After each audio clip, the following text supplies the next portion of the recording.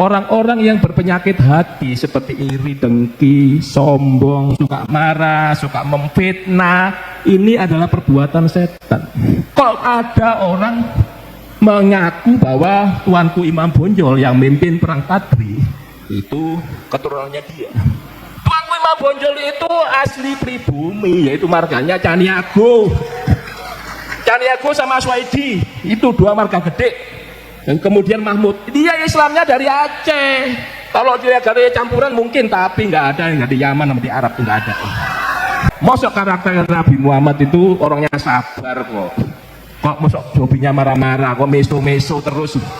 Itu ngajak perang, itu ajakan setan.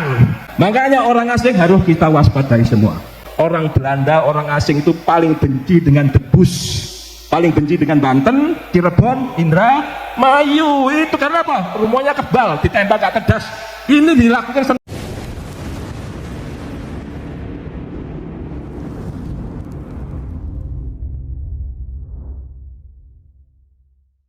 Assalamualaikum warahmatullahi wabarakatuh. Salam Pancasila. Salam Pancasila. Salam Pancasila. Ya. Pertama-tama marilah kita panjatkan puji syukur kehadirat Tuhan Yang Maha Esa bahwa kita bisa berkumpul bersama memperingati HUL Pancasila. Yang saya hormati ini Abuya Mama Gobron selaku Ketua Pendiri Ponpes Unik. Saya yang ketiga kali datang ini. Beliau itu termasuk saudara saya. Sama-sama awalnya nggak tahu, ternyata saudara. Saya dari Safiuddin, Sultan Banten yang ke-17 yang keratonnya dibom Belanda, melarikan diri ke Jawa Timur. Nanti anaknya namanya Kunti, itu adalah mbayut saya. Tapi Sultan Banten sama rangkaiannya Sunan Giri silang, menikah silang, itu bersatu. Nah, ini Mama Gubern Al Banten itu benar. Kemudian yang saya hormati pula di sini ada Irjen Pol Ahmad Nur Wahid. Kemudian ada Bapak Endi Setio Lesmana, ada Bapak Menu Dwi Hartono, ada Bapak Suryo Atmanto, ada Bapak Afriansa, Bapak Maif Rijal, Bapak Rantan Kamas Murjoko, dan Bapak Alfonso Nadipulu, serta ya, para hadirin yang di belakang saya yang tidak bisa saya sebutkan satu persatu. Nah, saya tersengah dengan semua para hadirin sebelumnya tadi menyampaikan tentang Pancasila. Pancasila itu tak gampang. Jadi kalau dibilang Pancasila, bukan agama tadi betul. Tadi ketuhanan yang Maha Esa, Tuhan itu satu, tapi namanya boleh banyak. Yang telah saya sebutkan dulu, ada ketuhanan, ada persatuan, ada keadilan. Itu kunci tujuan nasional. Tujuan nasional Indonesia itu ada 4. Pertama, perlindungan bangsa. Perlindungan berarti manusia itu yang harus dilindungi, baik secara fisik maupun psikis. Dilindungi, siapa yang melindungi itu? Aparat keamanan, tentara, polisi, termasuk komponen bangsa yang lain. Nah, ketuhanan Tuhan yang satu tuh, manusia itu filsafat yang ketuhanan yang paling susah itu filsafat ketuhanan. Kalau orang meneliti banyak filsafat ilmu, filsafat per bidang, yang paling susah ketuhanan. Karena Anda ketahui Lailatul Qadar, berarti pahalanya 83 tahun ya, 1000 bulan. Jadi harus orang yang suci bisa ketemu Tuhan. Kalau nggak bisa ketemu itu nggak dikehendaki. Nah, tadi kalau apakah bisa Tuhan itu ditemui? Ya bisa. Bagi yang suci. Surat 37 ayat 84. Ketika ia datang kepada Tuhannya, hatinya harus suci. Nah, tapi surat 2 ayat 10 menyatakan orang-orang yang berpenyakit hati seperti iri, dengki, sombong, suka marah, suka memfitnah, ini adalah perbuatan setan. Jadi inilah menyebabkan orang itu hatinya tidak suci sehingga nggak bisa ketemu Tuhan. Berharap ketemu Tuhan, surat 29 ayat 5 bisa ketemu. Bagi yang sungguh-sungguh ketemu, usaha sungguh-sungguh pasti ketemu. Surat 84 ayat 6. Ini kunci ayat berapa ayat? Hingga nanti saya berharap kenapa itu persatuan, supaya kita jangan marah, jangan memprovokasi orang-orang supaya memfitnah. Ya, jangan orang-orang memprovokasi supaya dia membuat emosi. Di intelijen itu ada 5 M2. Biasanya emosi menciptakan motivasi, motivasi menentukan sikap, sikap membuat tingkah lakunya berubah menjadi opini berubah. Ini sekarang lagi rame namanya post truth, pasca kebenaran atau bohong. berita hoax atau fake news. Nah, berita fake news itu menjelek-jelekan pemerintah yang sah. Kemudian berita-berita yang awalnya itu bagus, tiba-tiba ribuan muncul, itu salah beritanya. Yang benar satu. Akhirnya dengan ribuan yang salah seakan-akan betul, menjadi masyarakat bingung, menjadi konflik. Ajakan siapa itu? Ajakan setan. Makanya gak usah diikuti omongan itu. Kita dulu berperang, perang dari dulu itu perang agama. Indonesia bersatu itu tak gampang masa lalunya. Masa lalunya itu kita lihat sekarang, Salaka Negara. Ada 12 raja itu, namanya Dewa Warman 1 sampai 9, sampai 9 2 ratu. Ratunya Mahesa Warman Dewi sama Karnama Warman Dewi. 11 raja ya. Baru muncul Tarumanegara, raja pertamanya Jaya Singawarman. Jaya Singawarman itu dari mana? Dari India. Dia seorang resi, karena eranya di India itu terjadi konflik sana. Dia dari kerajaan Magadha, lari ke Jawa Barat, mendirikan Tarumanegara. Caranya gimana dia? Menikahi putrinya Dewa Warman yang ke-8. Sehingga dia jadi raja lah, namanya Raja Tarumanegara. Ini semua kisahnya Jawa Barat dimulai dari Jaya Singawarman. Jaya Singawarman diganti Damasraya, Damasraya diganti Purnawarman. Purnawarman ini cikal bakal Sundapura, ini yang menelurkan Sunda, Galuh, Pakuwon dan seterusnya di wilayah Jawa Barat.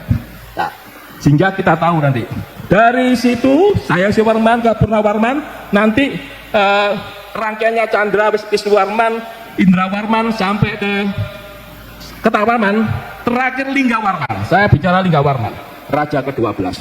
Linggawarman itu nanti punya 2 putri.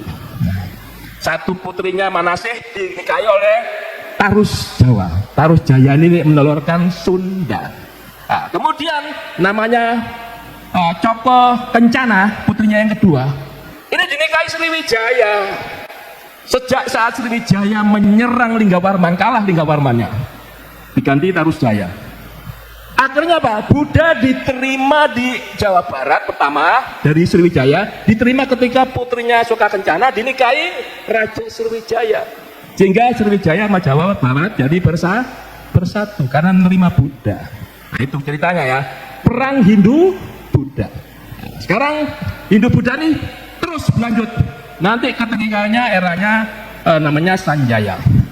Sanjaya itu megang 2. Mereka Raja Jawa, juga Raja Sunda Galuh. Namanya Haris Dharma. Itu nama lainnya Sanjaya. Jawa Barat diterima, Jawa Tengah diterima. Ini 2. Jadi kalau kita lihat itu, jadi Sanjaya itu punya bapak namanya Samaratungga. Nah, Samaratungga itu dari mana? Dari Sriwijaya. Punya anak namanya Pikatan, menikah dengan Pramudawarani. Pramudawarani itu Sriwijaya, Pikatan Raja Jawa. Pertama Wangsa Sailendra. Nah, Sailendra Pikatan diganti Kayuwangi, Kayuwangi diganti Wawang, Wawang diganti Blaksa, Blaksa diganti Jaksa, Jaksa diganti Tulodong. Nah, era Tulodong nanti mulai Islam masuk. Eranya Empu Sendok. Islam masuk tapi gagal. Empu Sendok itu namanya nanti ada Ismoyo Jati, ada kelompoknya Semar yang dibilang Punokawan. Itu nanti jadi aliran-aliran di Indonesia. Berbagai aliran sudah pernah berkelahi dengan antar agama, beda agama. Sehingga era Pikatan menunjukkan Buddha Hindu itu bersatu karena Borobudur. Stupa Borobudur bersatu. Itu namanya Bhinneka Tunggal Ika Dharma Mangurwa. Walaupun berbeda-beda agama, tetapi tetap satu. Nah, itulah cikal awal kita berpikir masa lalu kita itu, kita harus bersatu. Rupanya muncul kedatangan Islam, perang lagi sama Hindu. Siapa yang mulai awalnya? Sultan Mehmed II dari Turki. Dia menguasai dari Ottoman Empire, menyerang Konstantinopel 1453. Konstantinopel Kristen diserang oleh Turki, kalah di Konstantinopel. Sejak itu dia memerintahkan anggotanya. Siapa diantaranya? Syekh Jumadil Kubro. Kemana? Ke Aceh. Nah, di Aceh dia menikahi warga setempat lokal. Rangkaiannya Samudra Pasai. Jadilah Samudra Pasai jadi Islam. Pertama rajanya Malikul Saleh, istrinya Putri Terlak, kerajaan Terlak. Nah, ini cerita. Nanti dari Aceh ini luhur Aceh untuk menyerang ke wilayah Batak. Ada Tanah Karu, ada Binjai diserang menjadi Islam. Nanti menyerang ke Padang. Padang itu juga terpengaruh oleh kalingan dari Arab tadi. Itu kisahnya. Kalau ada orang mengaku bahwa tuanku Imam Bonjol yang memimpin perang Padri itu keturunannya dia. Tuanku Imam Bonjol itu asli pribumi, yaitu marganya Caniago. Caniago sama Swaidi itu dua marga gede. Dan kemudian Mahmud, dia Islamnya dari Aceh. Kalau dia dari campuran mungkin, tapi nggak ada yang jadi Yaman sama di Arab tuh nggak ada. Nah, nanti kalau kita logika asli aja, perang Padri itu ada 3 gelombang, 1803 sampai 1821. Selama 18 tahun Imam Bonjol memimpinnya 1815. 1803 itu masih tuanku. 1815 berarti kedatangan orang itu kan 1832, berarti logikanya nggak nyambung karena Imam Bonjol berkelahi dengan adat kerajaan Pagaruyung. Pagaruyung nggak mau masuk Islam, berkelahi terus dia. Apa yang terjadi? Yang adat kalah, Pagaruyungnya kalah, menang Islam. Adatnya minta tolong Belanda. Bersatulah Belanda dengan adat ini berkelahi melawan Padri, kelompok syariat Islam. Setelah itu raja terakhirnya Sultan Alam Gagarsah masuk Islam sehingga Padri mau menerima adat. Adatnya sekarang ada di Padang namanya Nagari, nggak mau dijadikan kepala desa, maunya Nagari terus. Seperti yang di Ambon juga gitu, maunya raja disebut, nggak mau disebut dengan desa, maunya raja. Kalau adatnya dia begitu ya sudah diikuti, jangan dirubah dari luar. Nah itu kan, pertahankan adat masing-masing. Tadi kalau Kalimantan ada orang luar masuk nggak menghargai adat, akhirnya berkelahi lagi. Makanya jangan seperti itu. Nah ini leluhur kita sudah mencatat masa lalu. Tadi adat Islam datang berkelahi. Jamul Kubro ini nanti punya anak Maulana Ishak, Maulana Malik Ibrahim. Di situ ada juga ada satu yang sulit dia, Muhammad Bakir. Ini gak terkenal, tapi anaknya juga ada Ibrahim Asmorokondi. Nah, 4 inilah yang menghasilkan Wali Songo di Jawa Timur paling banyak. Jawa Timur, Jawa Tengah. Sunda ini dari mana? Dari Sultan Nur Alam. Nur Alam itu punya anak namanya Raja Abdullah, Raja Mesir itu. Ini keturunan Rasulullah. Raja Mesir ini pasti ingin menikahi Roro Santang. Roro Santang itu siapa? Tadi Walang Sungsang, Roro Santang, Kian Santang itu anaknya siapa? Anaknya Subang Larang menikah dengan Prabu Siliwangi.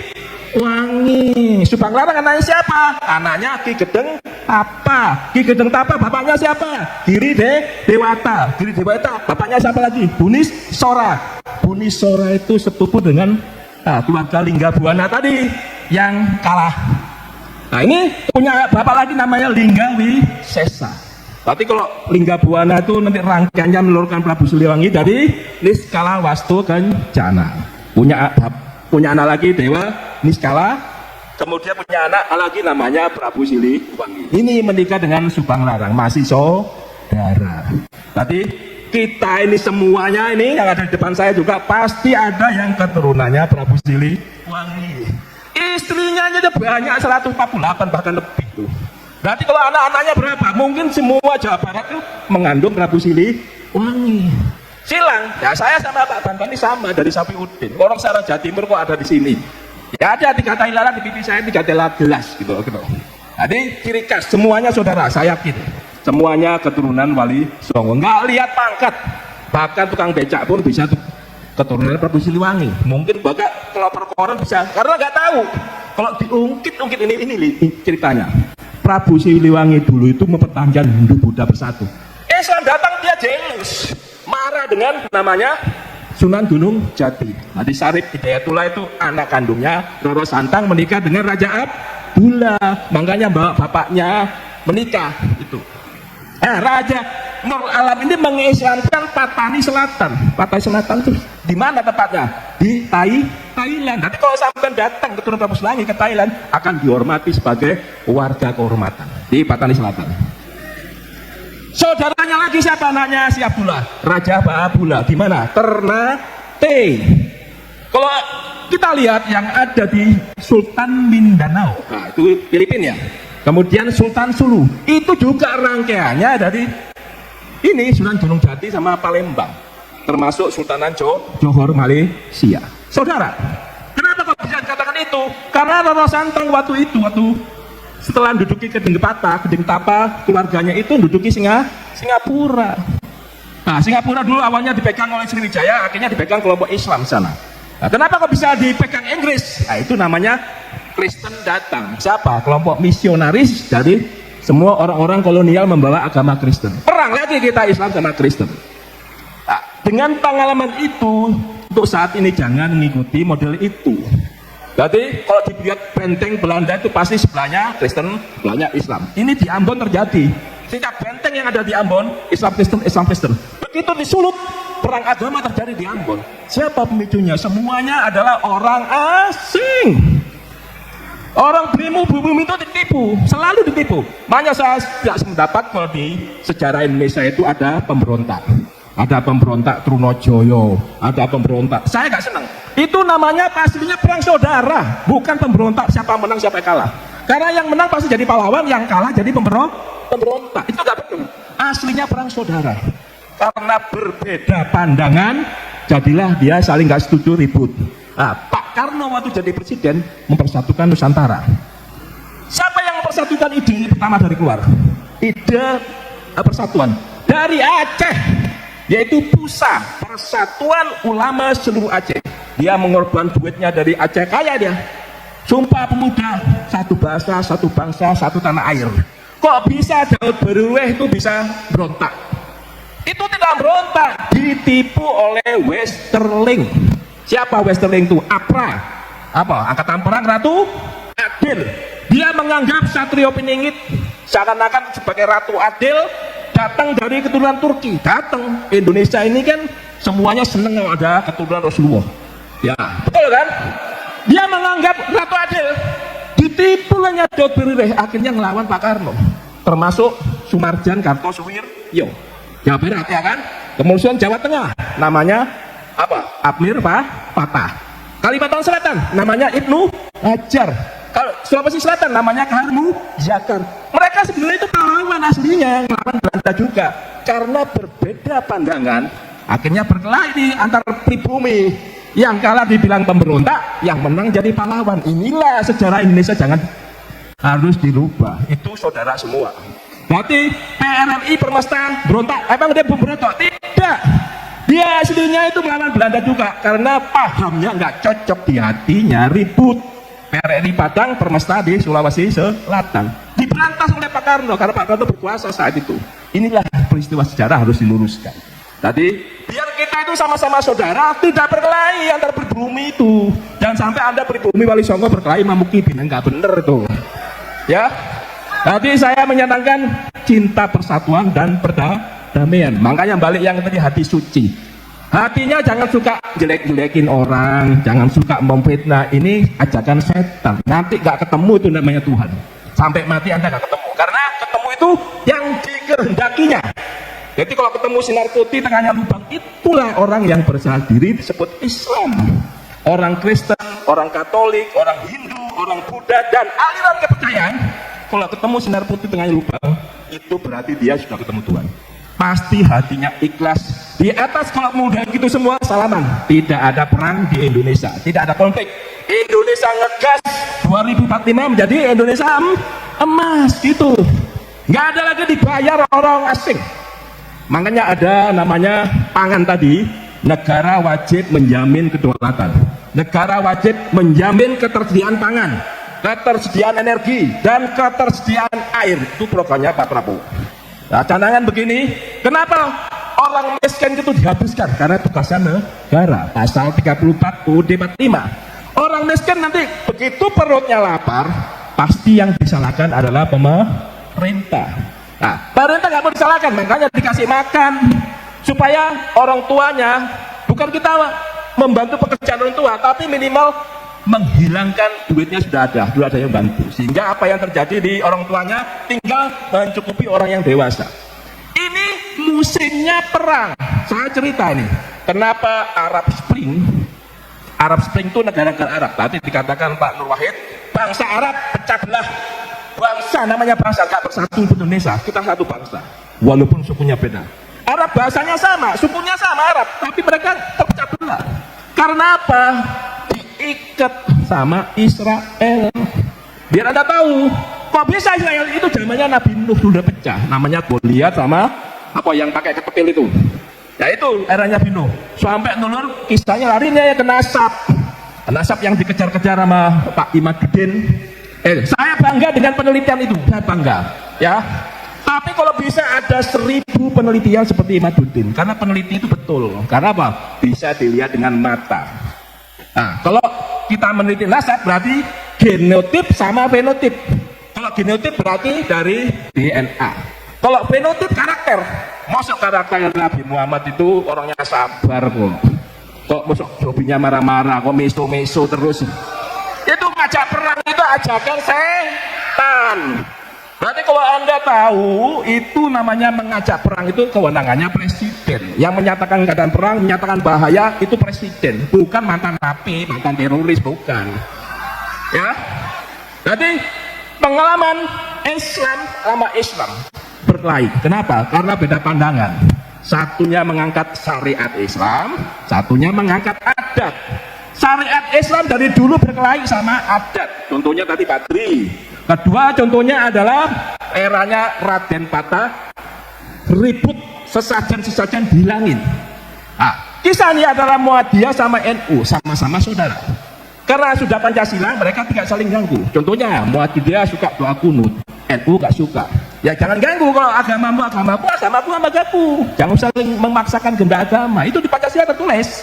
Jadi kalau kamu suka ke makam, jangan kau bilang itu saya sirik. Saya tidak sirik, hati saya kalau saya mendoakan orang tua itu lebih srek kok di kuburannya. Tapi saya bukan nyembah kuburan, nyembah saya ke Tuhan. Itulah filosofi Hindu Buddha itu turun temurun sampai ke kita. Nah, kalau kita ngikuti hukum Allah, masa hukum Allah itu orang melakukan zina dilempar kerikil sampai mati. Orang mencuri tangannya dipotong, bahkan dipancung kepalanya. Mau seperti itu Nusantara itu? Ya pasti nggak mau, tidak sesuai dengan adat istiadat Nusantara. Kalau negara Islam muncul, Indonesia Timur ingin bisa, Bali ingin bisa. Orang kita Jawa Barat diawali dari Hindu kok. Masuk Islam aja, masuk Kristen aja. Tidak usah memaksakan kehendak agama, bebas. Silakan Anda memilih agamamu, agamaku, tidak saling ganggu. Toleransi beragama. Itu. Nah, saya akan cerita sedikit tadi. Sumpah Pemuda itu dari Aceh. Kok bisa pemberontak itu bisa menjadi pemberontak? Sebutan pemberontak itu siapa? Yang menulis. Nah, ini kalau dari sekian lulusan sejarah yang bagus-bagus itu harus diluruskan. Jangan sampai seperti sekarang nih. Kerajaan-kerajaan semua pecah. Nah, contoh akibat ulahnya Belanda kita pecah. Si Cirebon, Kanoman, Kasepuhan pecah. Kemudian Kanoman dipecah Kaciruban. Gara-gara Belanda terjadilah namanya Perang Kedondong 1802, 1823 setelah itu. Gara-gara Kedondong melempar ke Jawa. Jawanya dipecah. Ada perjanjian Giyanti, perjanjian Salatiga, dipecah 4 Mangkunegaran, Solotigo, Surakarta, Jogja. Ini saudara semua, anaknya Amangkurat 4. Amangkurat 4 anaknya Amangkurat. Bukan, anaknya Pakubuwono 1.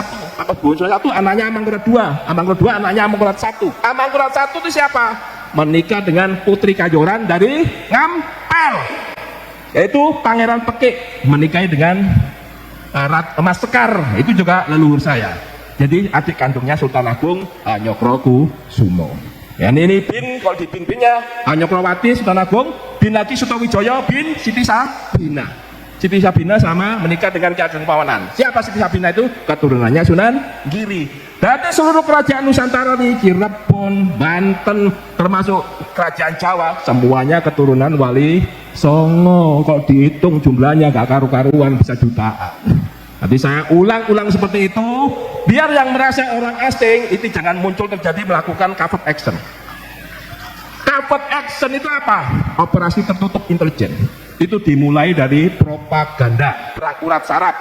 Prakurat saraf itu kuncinya adalah EMSTO, emosi, motivasi, sikap, tingkah laku, dan opini. Itu.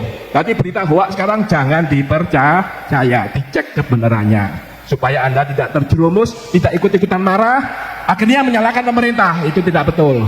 Kita mengikuti yang sah sesuai dengan konstitusi. Siapapun yang menang kita tunduk pada konstitusi, jangan dilanggar sendiri konstitusinya.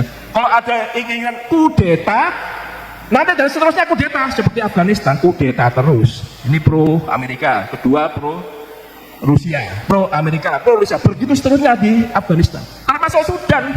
Sudan itu berkelahi, militernya Abu Burhan itu dibantu Amerika Serikat. Wakil presidennya Hemeti dibantu oleh China. Karena apa? Sudan memengaruhi Eritrea melawan Ethiopia. Ethiopia sekarang dulu stateless, negara yang gagal. Dibantu Israel, buah-buahan Israel dan makanannya dari Ethiopia sekarang. Ethiopia maju memang. Tapi konflik Tigray-nya ini mendukung Eritrea, dibantu Cina. Nah, Ethiopia dibantu Amerika Serikat, ada Prancis, ada Jepang. Sepersekongkolan grup sekutu. Permainan saat ini adalah aliansi pertemanan. Nah, ini bloknya siapa, itu bloknya siapa. Makanya hati-hati mengirim blok. Kalau blok itu ternyata bloknya Barat atau bloknya China, dua-duanya ini akan mengambil, melirik kekayaan alam Indonesia. Makanya kita hati-hati. Penyelesaiannya itu namanya kapat action tadi. Gunakan propaganda. Propaganda naik dari aktivitas politik dan ekonomi, naik lagi ke infiltrasi, sabotase, spionase, naik lagi ke paramiliter. Masuk ke paramiliter ini sebelum kudeta ya. Paramiliter dengan ciri kalau ada senjata liar di masyarakat, ini pasti pemberian mereka. Itu akan muncullah para rampok, para begal. Ini ciri khas Indonesia dikondisikan gaduh. Makanya Anda adalah sumber informasi bagi aparat keamanan, tentara, polisi, laporkan. Biar ditangkap orang-orang itu, supaya tidak bikin gaduh. Ini kalau orang-orang itu pemerasan, kemudian minta duit, yang aneh-aneh itu preman, lihat preman yang mana dulu. Gak semua ormas itu jelek. Jadi pasti oknum. Di antara oknum itu yang minta duit, itu pasti rangkaiannya itu. Rangkaiannya orang-orang yang dibayar asing, tokonya dibayar asing, tokonya beli senjata dikasihkan ke para oknum itu. Jadi jangan sampai terpengaruh. Saya udah kasih tahu, ini kecil nanti membuat Indonesia menjadi krisis. Kita sekarang ditudingkan ke pangan, supaya pangan ini kunci. Kenapa kunci? Bisa bentar lagi perang nuklir. Kenapa? India, Pakistan sudah ribut. Kenapa India didukung Cina? Balik ya, Pakistan didukung Cina, India didukung Arab. India merasa dikepung namanya untaian mutiara. Itu strateginya China. Jadi Bangladesh miliknya China, Myanmar miliknya China. Kenapa Myanmar? Karena pipa gasnya dari China menuju pelabuhan Kaipiu, termasuk pelabuhan Bengali miliknya China sekarang. Kemudian Sri Lanka miliknya China, kemudian namanya satu pulau di miliknya China, dan Pakistan, pelabuhan Pakistan miliknya China. Sehingga India merasa dikepung, mencari teman baru namanya kuadrilineal namanya, yaitu Jepang, Australia sama Amerika. Nah itu kelihatannya kita tidak berpihak Amerika, tidak berpihak ke China. Kita tengah-tengah tetap non-blok. Kita kapan masuk BRIC kita nggak tahu. Kalau India melihat keamanan masuk Amerika, kalau dia melihat ekonomi masuk ke Cina. BRIC, India. Kita berbeda dengan India. Walaupun leluhur India itu masih saudara kita, Jaya Singawarman tadi dari India, termasuk Pangeran India menikahi dengan Kerajaan Kalingga. Pertama Kalingga itu juga dari India, masih saudara kita. Tapi karena Islam itu Pakistan, India terkenal dengan Hindu, tapi 250 juta India itu Islam. Kalau dua ini diadu domba, Islamnya habis kan? Kalau Islamnya habis, yang kedua nanti Indonesia dibikin ribut perang saudara. Kalau Indonesia terjadi perang saudara, yang terakhir yang dihantam adalah Iran. Makanya kalau Anda haplonya Y, jangan seneng Anda ikut tes. Kenapa saya ngingatin? Anaknya Nabi Muhammad itu adalah Siti Fatimah. Nggak ada yang laki-laki, semuanya mati laki-lakinya. Siti Fatimah itu kalau dilihat genotip itu X Nabi sama X Khadijah. Hasan Hussein anaknya Siti Fatimah. Kok bisa bangga dengan haplo Y, yaitu Bani Hashim. Bani Hashim itu Ali bin Abi Thalib, bukan keturunan Abu Muhammad. Itu anaknya Abu Thalib. Baninya sama, Bani Hashim. Berarti sejujurnya yang dicari itu yang X. Kalau nanti ada penelitian lanjutan eranya Madudin, kebenarannya masih 50%. Makanya kalau X yang wanita-wanita itu dicek, ternyata ada keturunan Rasulullah paling banyak ada di Indonesia. Itu tepuk tangan ya gitu. Paling banyak X itu ada di XY laki-laki, bisa ada jadi perempuan. Makanya kita harus telusuri semua yang Y maupun X, tapi jangan daftarnya ke kelompok Amerika. Itu teknologinya miliknya Israel. Nanti kau tahu ada Syiah di sini. Dia langsung ke Syiah. Dianggapnya sama Houthi. Sana. Houthi itu pemberontaknya Yaman. Yamannya pecah dua. Houthi keturunan Rasulullah. Rangkaiannya Iran yang sama namanya Syiah. 12 madhab situ Syiah. Nah, ketika si siapa?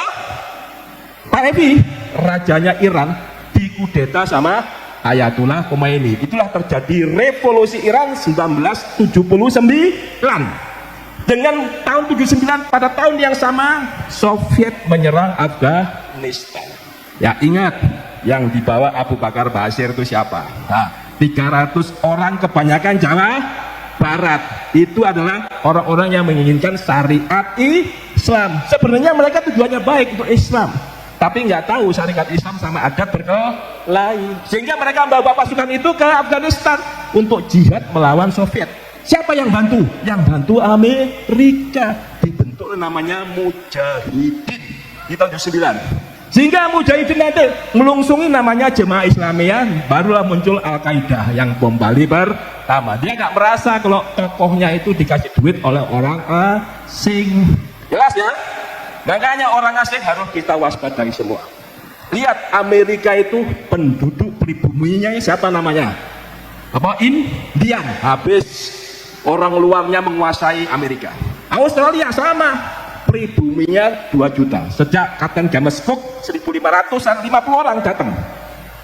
Penduduk aborigin itu 2 juta. Tahun sekarang penduduk aborigin tetap 2 juta. Enggak berkembang, enggak habis 2 juta. Australia asli orang Anglo-Saxon English itu 20 juta saat ini. Mau Indonesia sedikit kan? Kita tidak mau. Makanya pribumi semua harus bersatu. Itu tujuannya. Baru kita luruskan sejarah. Kita yang benar dikatakan benar, yang salah dikatakan salah. Kita luruskan. Semua manusia ada salahnya. Saya kira demikian, supaya saya berharap hatinya Wali Songo, hatinya semua pondok pesantren ini meluruskan leluhur, yaitu perang semesta. Kewilayahan, kerakyatan, kesemestaan. Kewilayahan itu gelar pasukan, semua diamankan, semua tanggung jawab bukan tentara sama polisi aja. Penduduk harus bantu, yaitu komponen bangsa lain membantu supaya kita bersatu. Jangan ikut-ikutan supremasi sipil, supremasi militer. Itu karyanya Huntington Amerika Serikat. Supaya apa? Mereka bangsa luar masuk. Kita ini seperti Mao Zedong, yaitu Long March. Long March Mao Zedong dari desa ke kota, itu mereka masuk ke Sungai Kuning.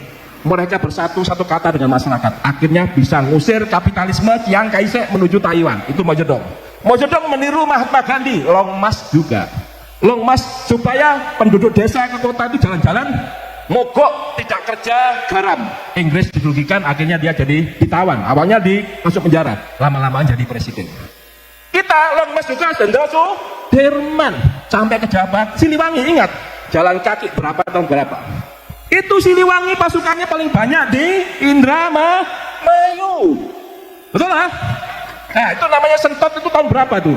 Pahlawan Indramayu terkenal yang kebal peluru. Itu Sentot. Orang Belanda, orang asing itu paling benci dengan Debus, paling benci dengan Banten, Cirebon, Indramayu. Itu karena apa? Rumahnya kebal, kita yang tak cerdas. Ini dilakukan Sentot. Hingga orang-orang Indramayu itu cikal bakal Islam dari Syekh Nurjati. Rangkaiannya Datuk Kafi, Datuk Ahmad, rangkaiannya Maulana Isa. Syekh Siti Jenar itu rangkaiannya ini. Yang dibunuh oleh Wali Songo Siti Jenar ini saudaranya sendiri. Jangan ketipu orang asing. Jelas ya? Saya kira demikian penjelasan saya. Assalamualaikum warahmatullahi wabarakatuh.